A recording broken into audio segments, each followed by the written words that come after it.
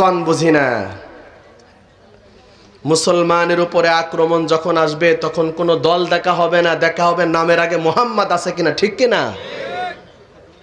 অতএব ঐক্যবদ্ধভাবে ইসলামের জন্য কাজ করতে হবে।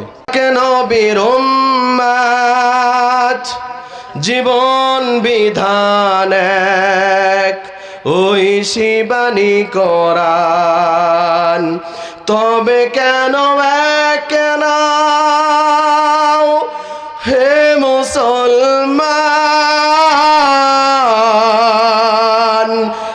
এক হও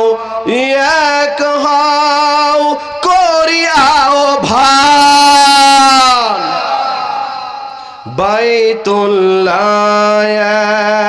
এক, মদিনা শরীফ এক, ওহুদ পাহাড়